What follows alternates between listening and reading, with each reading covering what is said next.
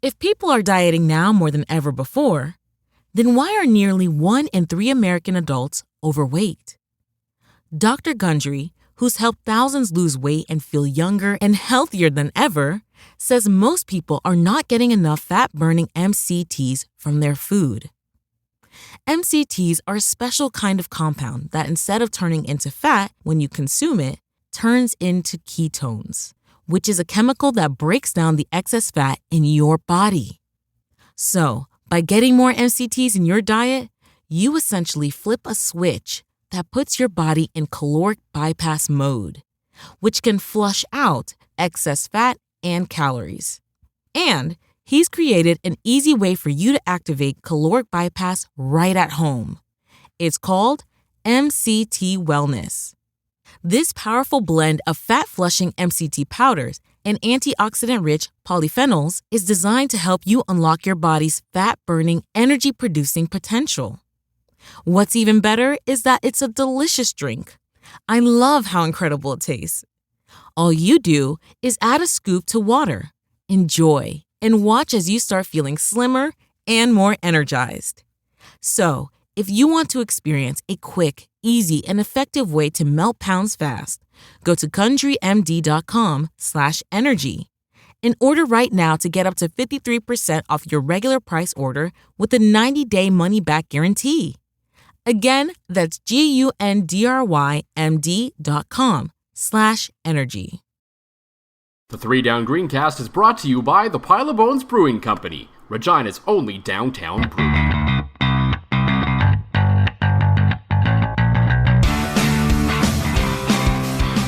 Well, John, I'm going to have to be completely honest with you. During the flurry of trade activity during the CFL this week, I did receive some offers for your job, as there were apparently some people interested in your services. Now, I couldn't accept any of the trades, not because I didn't think the value was fair. In fact, the value was probably too good, that even though we have no official affiliation with the CFL in any way whatsoever, I think Commissioner Randy Ambrosie would have stepped in and said, no, this trade is far too unfair. This is far too good for the Three Down Greencast, so I will have to nix this trade. Wait a minute. Far too good for the Three Down Green. You mean this would get much better if I got traded off the cast? I think we've proven that with the one episode where Ariel stepped in for you. So it's true. Still our most downloaded episode. Well, I'm glad, Joel. I'm glad you're a man of your word and a man of whatever contract we have drawn up on the back of a bar napkin here, probably next time I see you face to face. But I'm glad I'm still around. I'm still here to do the thing where we talk about the stuff.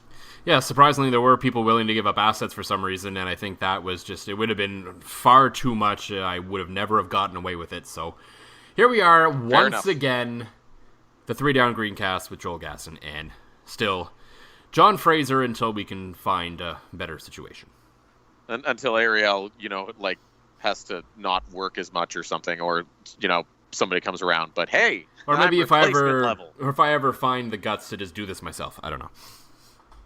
Fair enough. I know I'm quite replaceable. I am like that shortstop that bats 200. That but there's something better out there. But you just kind of stuck with me in the time being.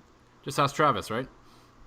Yeah. Oh, boom. Oh, okay. I got roasted. I'm going to need some burn ointment for that one. Thank you, Joel. So we got, as usual, a fair bit to get to in this episode. The Saskatchewan Roughriders are above the 500 mark thanks to a win in Hamilton, proving all the critics wrong in the process.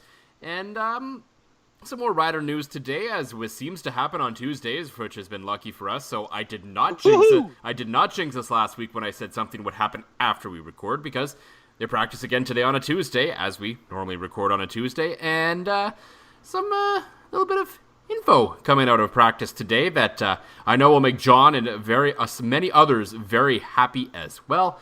And we'll get into some trade of some guy that happened in the CFL this week, and also Sean Lemon and Darius Bowman being traded as well. So lots of chatter to get to there in our look around the CFL. It might be a little longer than usual because it's a little more interesting than kind of what's going on in Saskatchewan right now, as that tends to happen after kind of strong wins, so to speak. But yes. as usual, before we get to all that, John, what's in the old glass this week? The old glass, I'm going back to my beer of the summer, as I proclaimed it about a month ago.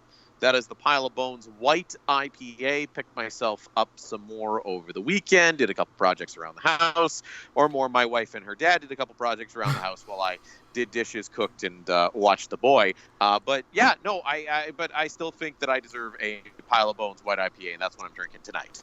Oh, absolutely. I mean, you did hard work too. That stuff's important. It's important. Well, no, it was my mother-in-law was here too, so she did most of the watching of the child. I just hauled boards in and out. Well, my wife and father-in-law completed the baseboards. Okay, so maybe you did nothing. That's fine. I did very little. I do not deserve this beer whatsoever, but it's tasty in my mouth, and I'm going to drink it anyways. As for me, I am also enjoying a beer from the official sponsor of the 3 Down Green Cast Pile of Bones Brewing, and it's the Cranberry Kettle Sour, back in cans after a bit of a brief hiatus because, well, they ran out. But it's back for now, and hopefully back for good, as it's just tart and delicious and refreshing, even though it's cooled off a little bit, which is a little weird as of late. But even if it's not scorching, it's still just a great, easy drinking beer. So, as we mentioned, the Riders, winners once again, completing the ultra-rare back-to-back home-and-home series with a bye week in between against the Hamilton Ticats. John, what on the surface, I guess, is where this team is sitting at right now. We'll talk big picture for a little bit. After that win against the Hamilton Ticats, what do you think of this team right now? Where do you think they're headed, and kind of where are they at right now, basically? Well, I really think that they're trending upwards. You know, I think the defense has come to play this year and really shown they are kind of what we thought they were going to be. That was, dominant. They've looked that so far. The offense, I think, is starting to figure it out and starting to get a little chemistry. They're not making you cringe every time they're on the field. I think a couple things made me happy, and I mean, you said as much, and several of the quote-unquote critics have said as much about this team, that, hey, maybe stick to one quarterback and run the ball a little bit more, and it could lead to wins. And that's exactly what they did. They let Brandon Bridge, I know Watford came in for a series, but they let it be the Bridge show, let him figure it out. He looked more confident. I like the fact that they were running the ball, obviously highlighted by the Marcus Thigpen 80-yard rushing touchdown, which I was glad because I have him in CFL Fantasy, and that was his only touch of the ball. I would like to see him get a few more touches. I know ratio, blah, blah, blah, blah, blah. But needless to say, I think this is starting to look like the team that maybe we would expect them to be. We've called on this podcast the opening of the season a bit of a extended preseason before we get into the meat and potatoes, and I think the team is starting to round into form at the right time as they get into 6 straight against the West. Yeah, and we'll get into it in a little bit, just how important this next stretch is, and I think it's eventually, I think I've said this for the last 3 weeks, right, about how this stretch is going to probably define this team this year. But yeah, it's hard not to look ahead right now and say, okay, are things great in Saskatchewan? No, but they're not bad. There's things that are working in the right direction, and that's generally, at least with his time in Saskatchewan, that's how Chris Jones' teams have been.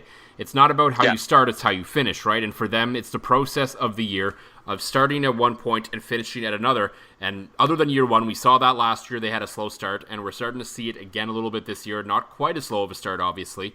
And there's still question marks, I think, about the offense because, I mean, Brandon Bridge, while he was efficient passing the ball, the yards weren't really outstanding. The offense carried the game for them in that regard because they ran the football so much, which is great. Yeah. When you have such a good defense and you have solid special teams, all you really need to do as an offense is just don't turn over the football, don't do anything stupid, and chew up as much clock as you can while you have it, and eventually score some points, you're probably going to win football games. We've seen, it's like it's essentially the Baltimore Ravens model of back in the day when they had Trent Dilfer and these no-name guys as quarterbacks, but were able to make runs at Super Bowls. So that's kind of the model, I think. And win a Super Bowl. Yeah, I know. Yeah, I was trying to not have to admit to that. But I wasn't letting you get away with that one. Not after the Travis burn on this one, Joel. That was a good burn, though. It was extraordinary. If actually I'm in a wedding with Travis this weekend, I feel like I need to play that for him, and he'll love that. He definitely will. But yeah, so there's still some growing to do in this offense, and if they can ever get Zach Collaros back, that will make a big difference. But I think what we saw in that game was what the potential for this team has. Is if the defense can play well, because that's 2 games in a row with a bye week in between, where both teams had times to make a lot of adjustments. They shut down one of the best offenses in the CFL, essentially. For all of the game in Saskatchewan, Hamilton had a pretty good first half, and they didn't get a sniff in the second half. So basically, you give out of 6 quarters out of 8, the Rider defense kept Hamilton basically out of the end zone and gave them nothing. So that's saying something when you consider how well that offense has played all year, the weapons they have, the diversity they have in their offense. So yeah, we know the defense is good, and I think running the football, I think basically sticking with Brandon Bridge. I don't think they were really going to go with Watford. I know Chris Jones does like to mix in his quarterbacks. Even we saw it a little bit with Mike Riley, where there were certain packages for Jordan Lynch. Not to the same extreme we saw Watford in the first couple of games under Brandon Bridge since Zach Collaros got hurt, but it's something he does like to do from time to time, where he gives his quarterback a series off and then goes from there. So what we saw in that game, and I think Chris Jones alluded to it, and Rob Van Stone of the Leader Post wrote about it, was that yes, after the bye week, there was going to be adjustments. Now, naturally, he's not going to come out and say what those adjustments are, because that would just be downright silly. As much as we would love for him to admit, oh yeah, we're going to run the ball for 200 yards and do this and that. Well, okay, now Hamilton's ready for it, especially when I think that quote came out a little earlier in the week than like the day before. So, yeah, so despite what some people might think about me, where I apparently have some kind of agenda because it took me so long to write the post-game piece after that game, and we're going to pull back the curtain a little bit here. When a piece is written and when it's actually published on 3 Down Nation are 2 completely different things, so keep that in mind. Apparently I'm this guy who hates Chris Jones, and I hate the Riders, and all I want to do is crap all over them whenever I get the chance, but that's just not true. And I'm not trying to defend myself here. You're 100% allowed to disagree with everything I write on the site. Do it respectfully. I don't care, but here's the thing. I am paid by the overlords that own 3 Down Nation to have an opinion on the Saskatchewan Roughriders in the CFL. So that is what I do.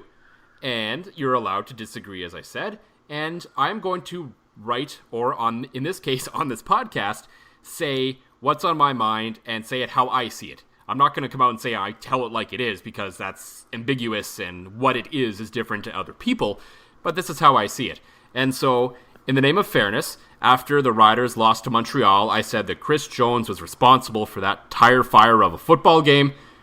So I came back after this game and said Chris Jones was responsible for that big win over the Hamilton Ticats because he made the correct adjustments. And rightfully so. And there's a lot of sports writers out there and a lot of podcasters and broadcasters, etc., that no matter what, they'll sit on their hill to die on. So I'll give you credit for, pointing out and having an opinion on the team that to me is fairly unbiased, because you're absolutely right. Jones made some horrific coaching errors in the game against Montreal. And, there was still one that I'm very optimistic. I'm glad they won. Like I said, this team is trending upwards, but I still think Chris Jones has a habit of not getting out of his own way. Look at the Brendon LaBatte situation. There was no backup offensive lineman dressed. Perhaps the toughest position on the field, and you don't have a backup dress, but let's give a hat tip to Brendon LaBatte, good old Weyburn boy, all-around good dude, coming out, toughing it out, and really being there and being a big part of that victory over Hamilton, because I think if he has to go off the field, if he has to, take the rest of the game off, and all of a sudden you've got a converted D lineman there, maybe it's a completely different story. So Brendon LaBatte, hid that mistake a little bit for Chris Jones, but if that's, again, the only mistake that we can really talk about coming out of that game, again, things are going in the right direction, and let's hope that Jones continues to learn from his mistakes and continually move on. Yeah, and I think it's important that you bring up Brendon LaBatte, because he was the guy that, other than the coach, he spoke out about that poor practice where you thought it was a little cliche that Chris Jones did it, but clearly something clicked in that move and it worked. But Brendon LaBatte was the guy who stood up in front of the media and agreed with his coach and was saying the right things about that situation and backed it up on the field. There's been some discussion, by us included, about whether Brendon LaBatte, where he sits in terms of the stature of his career, where he is in the rankings in the CFL right now in terms of top players. That's still up for debate, but there's no question in that game, he stepped up and was the best player for that team on offense, perhaps, and he led the way, and if it's very rare that you would consider giving the hashtag POG to an offensive lineman, but I would be very tempted to give it to Brendon LaBatte in that game. No, and absolutely. I mean, that just... Brendon LaBatte is such a vast improvement, even at this stage in his career, over Eddie Steele, who's been just learning the position. I mean, who has the physical tools to do it, but just learning the position. I know LaBatte is so good at recognizing it. I mean, he's a true veteran and an all-around great guy. But you're right. I think player of the game. I'm with you. I think it has to go to LaBatte in that one. Yeah, because he backed up what he said during the week, and he put it all out there, and he not only led with his words earlier in the week, he led by example on the field afterward. Yes. And that is the sign of a true leader. I know there's been discussions about apparent lack of leadership on this team after the number of veterans that were let go, but I think that's downright offensive to the veterans and emerging veterans on this team that have been left behind. Yeah, certainly. I couldn't agree more, Joel. So now we shift the focus. So they beat Hamilton. They're on a roll. They're heading in now to the meat of their schedule. We've had a very heavy across the CFL, East versus West opening to the season, which they seem to like to do. So once we really get down to crunch time, it's divisional games, and every game becomes this quote-unquote 4-point game, and everything matters. So kudos to the CFL for doing that. I know it feels a little strange to open, especially for the Riders. They have yet to play a Western team in the regular season this year, and that feels weird 7 weeks into the season or whatever we're at. But ultimately, it will make the schedule in the back half when things matter better. So yeah, maybe that hurts attendance and ratings and all that early on, because when Ottawa is playing BC on a Thursday night, who really cares? Yeah, it's true. But it's basically, okay, we understand, we'll use the weather early and then we'll use the games late to try to get people there. So this is where we are going to find out who this Saskatchewan Roughriders team is, or who they are, or however grammatically this works out. I'm talking right now. I'm not writing. It doesn't matter. You don't have the little green squiggly line to tell you you're wrong right now, Joel. No, and Drew can't edit me while I do this. So, because especially the next three alone, it's Calgary, Edmonton, Calgary. It doesn't really, as often on and weird as Edmonton has been so far this year, it doesn't really get any tougher than that for this team right now. And they very well, I honestly would not be surprised if they rose to the occasion, because we've seen Chris Jones' teams in the past do that before, where when they finally get up against the teams they need to beat, they don't always necessarily win all of those games or a bunch of those games, but they are in those games and they tend to compete hard. So now we will find out finally what this team is. Yeah, and as I mentioned earlier, I think it is trending in the right direction. You're right, this is all huge. It's just, it blows my mind that this team hasn't played a Western opponent throughout the early part of the season. But, and I even said before the year, if somehow, against this Eastern block, if you will, if the team is like 1-5, 2-4, well below 500, even, you're probably cringing a little bit. You're probably worried going into this, but I think after coming off of back-to-back wins over Hamilton, who so far look like the class of the East, at least until they ran into that Rider defense back-to-back weeks, I think they are going to be well prepared. I wouldn't be surprised, and I said this on TV. Humble brag. CTV Morning Live in Saskatoon. Humble brag again.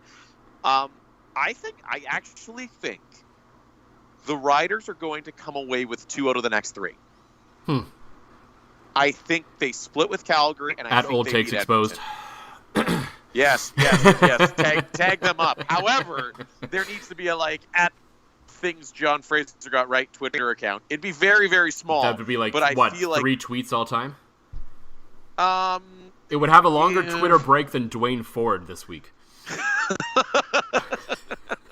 Yeah, it's something around there. No, you're absolutely right. But I think that, yeah, they're certainly in a good spot here heading into these three Western games. And they're starting to make moves, again, that we agree with. You alluded to it off the top. Yep. The practice report coming out today.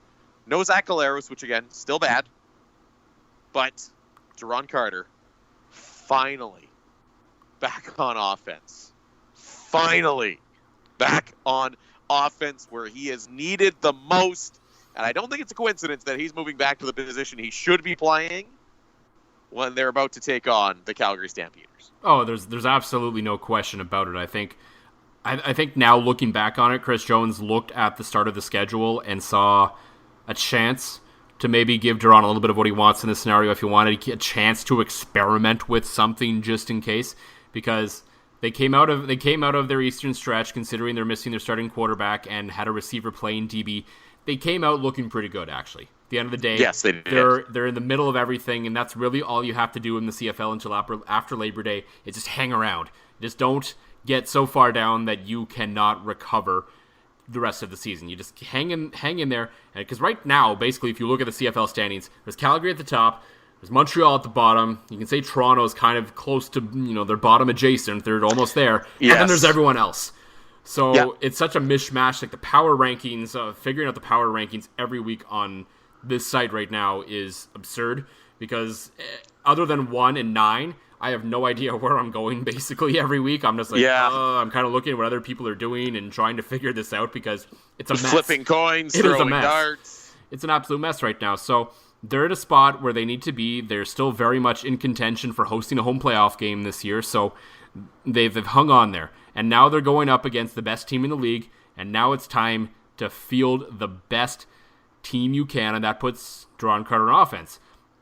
And I think at the same time, not only do you put Carter on offense because he's needed on offense, and you're going to need that offense against the Calgary Stampeders, who give up like 3 points a game on defense. Yeah. So at the same time, you put Carter back on offense. It takes him off defense, because I think over the last couple of weeks against Hamilton, they found a matchup where they say, okay, he can take on Terrence Tolliver. Mm-hmm. I don't know if Calgary has that guy where you can have Duron follow him around. No, and I think and have success anyway. Right. You can pick a guy, but he's probably going to get roasted. Yeah, exactly. And now Duron's got a taste of it. He's wanted that taste of it. And again, I like having that little bit of roster flexibility. Mm-hmm. Although Carter may not be starting defensive back in this league, he's proven that at least he can match up with the other team's third, maybe fourth target if they have to. So again, you now know that you have a guy in your roster that if something happens in your secondary, there's another guy you can slide into another spot so you can continue dressing 8 backup middle linebackers. Yeah, well, I mean, that's a whole other thing, but at the same time, yeah, if in the course of a football game, because they should still have another backup DB on top of the roster, but that's a whole other issue.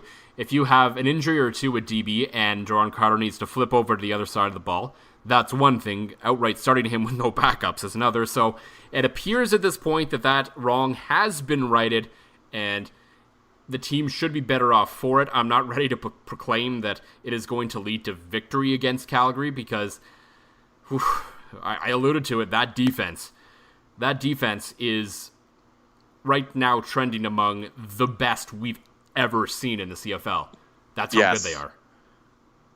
Yeah, and you're absolutely right. But I think the Rider defense, although behind Calgary's, is in the conversation. It is. And I get it. But Calgary hasn't given up like 10 points this year in a game. Yeah. Like, it's stupid. It's stupid how good they are right now. I know, it's absurd. But I feel like there's a real grinded out, 10-7 victory for somebody coming, whether that's Calgary, whether that's Saskatchewan, or 13-7.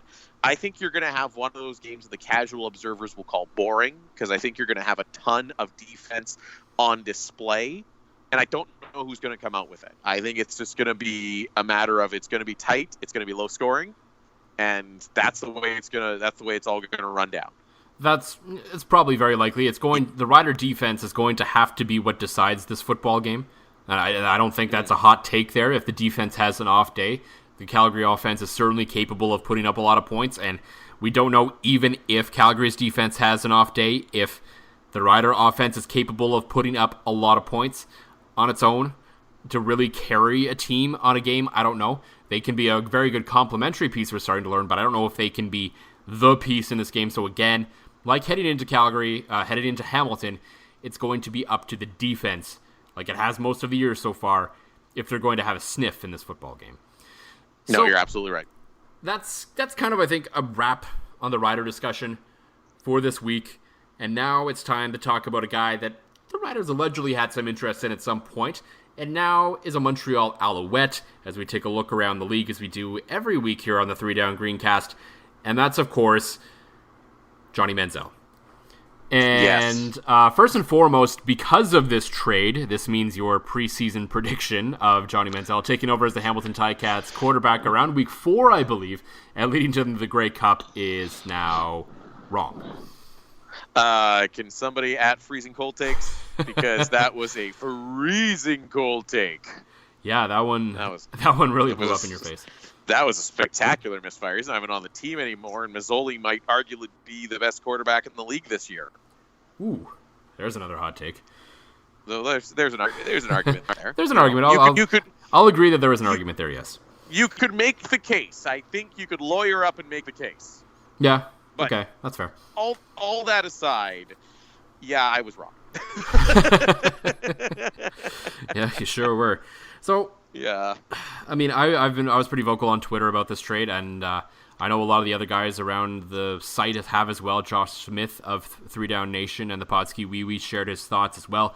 And I just want to first off say what a great job they've done, because I've had just a couple of Hamilton fans come into my feed upset about this, and I can't possibly wrap my head around how they're upset about this trade, but they are. So I know how I feel, John. I'll probably build off what you say, but your initial thoughts when I guess not when you just heard that Johnny Manziel was traded, but when finally the pieces came out and you saw the whole picture of the trade. At first I was floored with the whole fact that Kavis Reed, a man with almost no draft picks, gave up 2 more. And then you see the names that are involved. You see Chris Williams, you see Jamal Westerman, Westerman's having himself another Jamal Westerman-like season. And then, of course, the big name Johnny Manziel going back to Montreal. But it's more, Montreal's offensive line has been terrible this year. Mm-hmm. Absolutely terrible.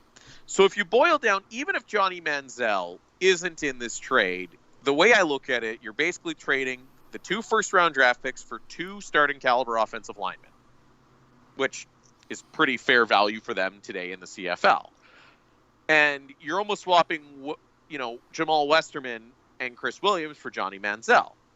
Okay, Chris Williams doesn't have a quarterback to throw to him, so he hasn't been that effective. And again, Jamal Westerman comes from a spot where he's been good, but again, he's American, Westerman's a Canadian. There's a major brain fart there. So there's the only thing I don't like is essentially, you're getting the 2 offensive linemen, you're giving up a Canadian for an American quarterback, but the thing that swayed my opinion on all of this is the feed of the spectacular, talented, hilarious Derek Taylor.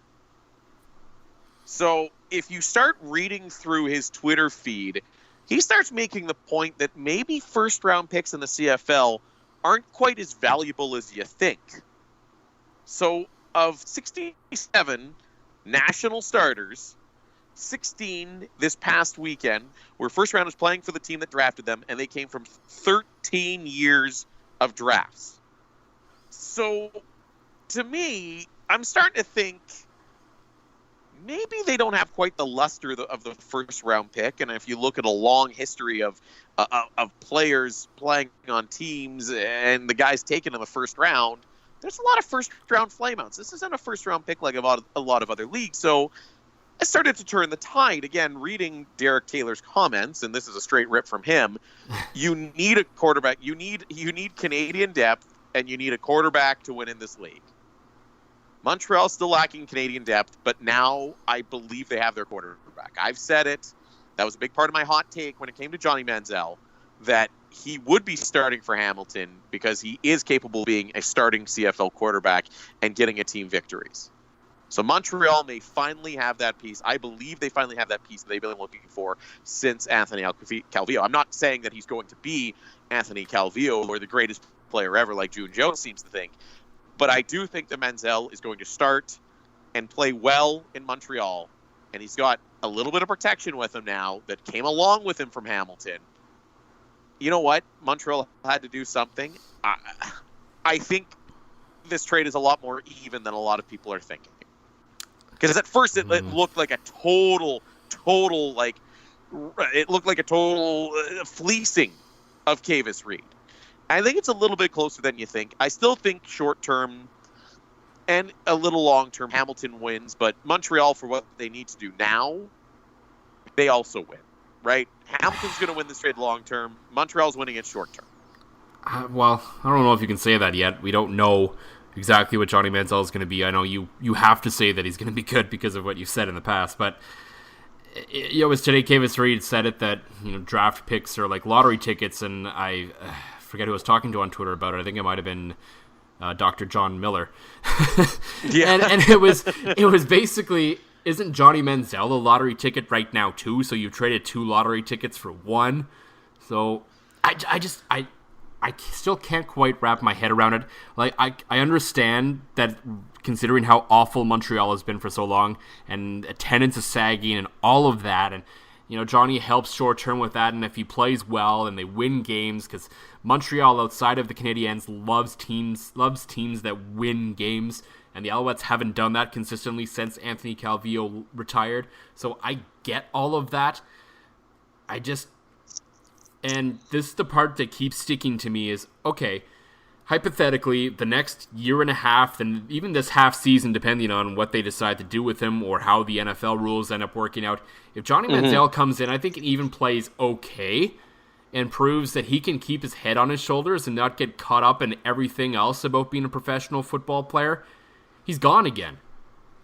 So you've given up 2 first-round picks well beyond, even if Johnny plays out his contract, by the time then, either then Johnny Manziel is good and is back in the NFL backing up somewhere, or he's garbage and he's out of the CFL, and Hamilton still has yet to take a single first-round pick that you've given them. And for me, that's the problem when you're a team that has been bad for so long. You need to find your long-term vision and build it. Because to me, I think some of the other pieces, Jamal Westerman and Chris Williams, while that will affect Hamilton this year, it's not going to be a long-term proposition for them. They're both getting up there. That is what it is. To me, the issue comes down to Johnny's probably not going to be in the CFL for long. So one way or the other, because I do believe that even if he plays okay, someone in the NFL will give him a shot. If he plays great, obviously someone in the NFL is going to give him a shot. And if he's bad, he's going to be gone in a year and a half and never heard from again.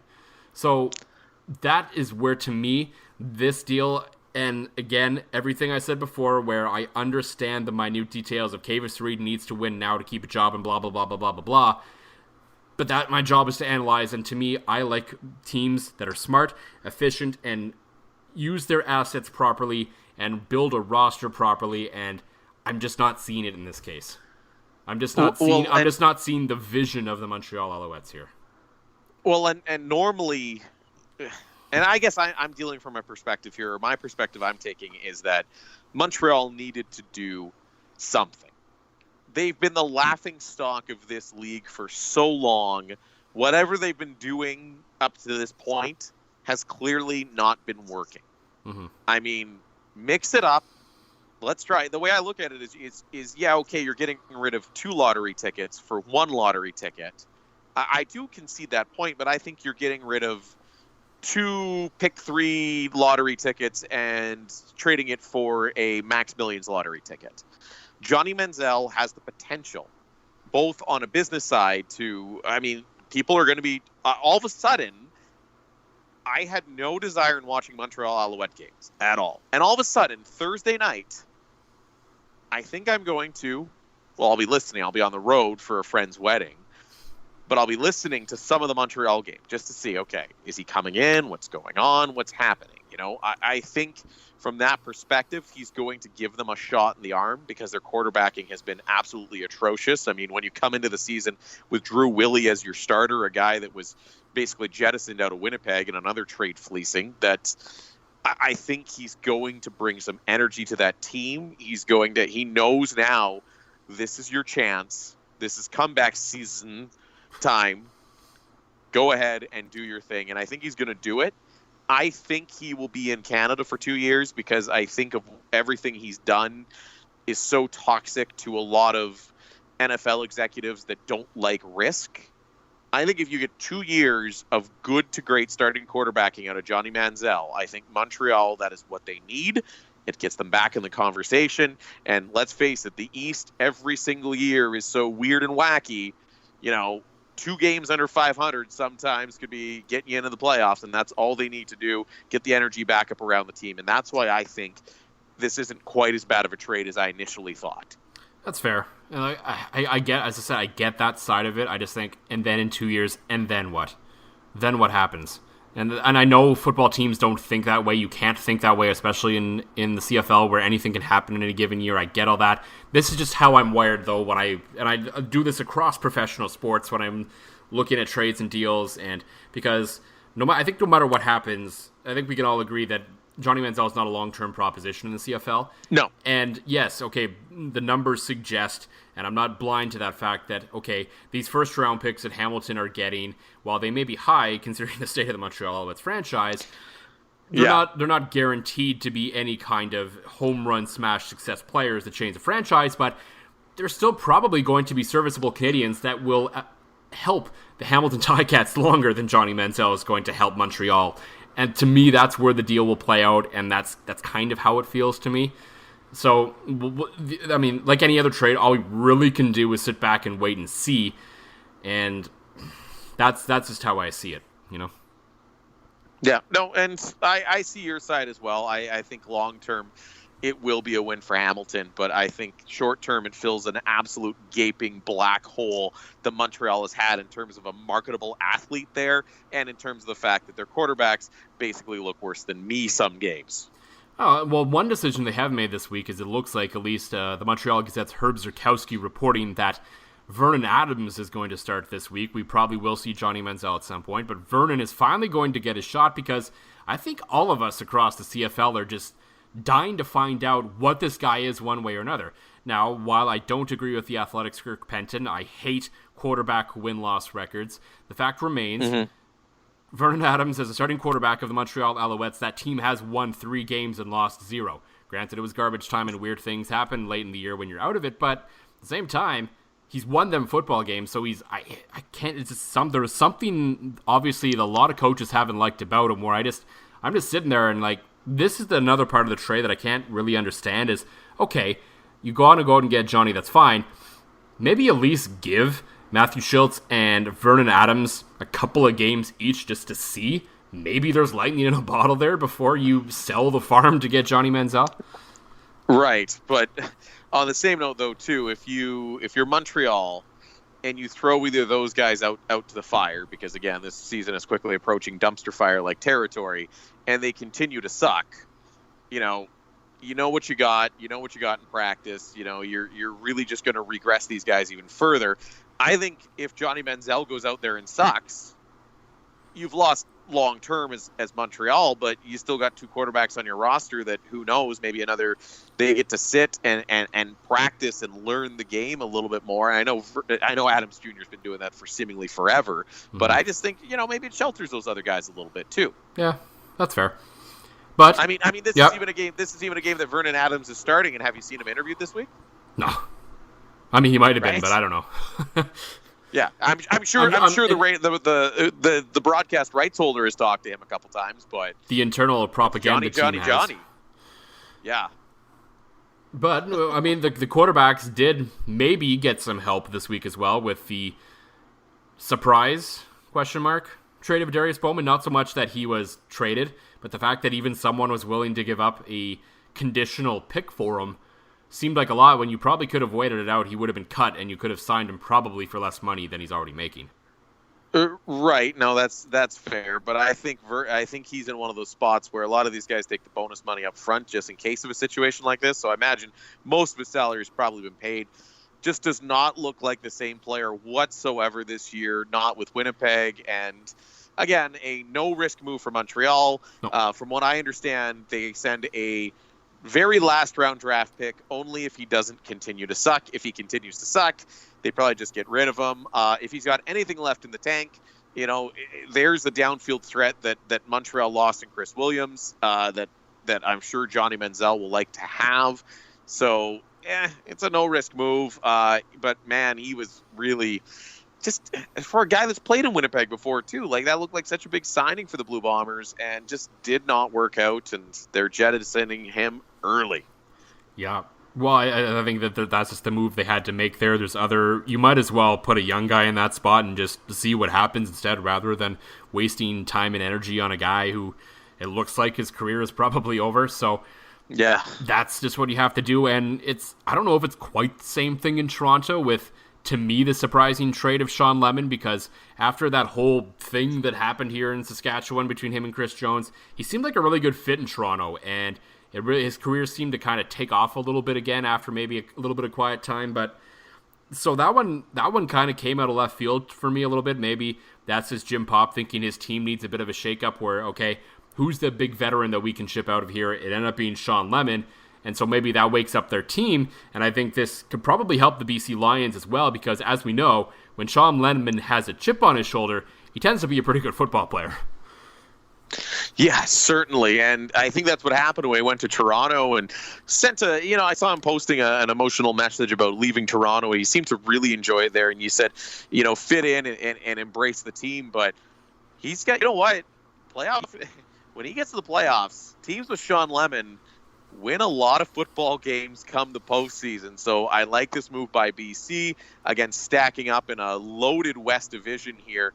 It brings a veteran, brings a guy who's won into the fold, and they don't give up a whole heck of a lot to go out and get him. It was funny. It was so un-CFL to see several moves with guys whose names you recognize all traded within a week, and I don't know. I kind of liked it. It was fun. It was almost like there was a CFL trade deadline that we hadn't heard about, but even though it's later in the year, it's almost like it's like the baseball trade deadline where there was like 7 of them. Yeah. Or another reason number 2,672, I'm glad I'm no longer a sports broadcaster, is trying to get excited for CFL trade deadline day when nobody does anything ever.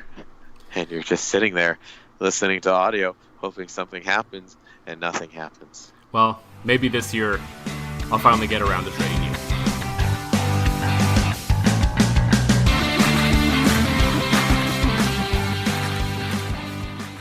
Want a website with unmatched power, speed, and control? Try Bluehost Cloud, the new web hosting plan from Bluehost, built for WordPress creators by WordPress experts. With 100% uptime, incredible load times, and 24/7 WordPress priority support, your sites will be lightning fast with global reach. And with Bluehost Cloud, your sites can handle surges in traffic no matter how big. Plus, you automatically get daily backups and world-class security. Get started now at Bluehost.com. Save big on all your back-to-school needs, all in the Baker's app. Get tender USDA Choice untrimmed beef brisket for $2.99 per pound, limit 2. Then get 10 for $10 during our sale on items like Lay's Stacks, Rice-A-Roni, and Sparkling Ice Sparkling Water, all with your card.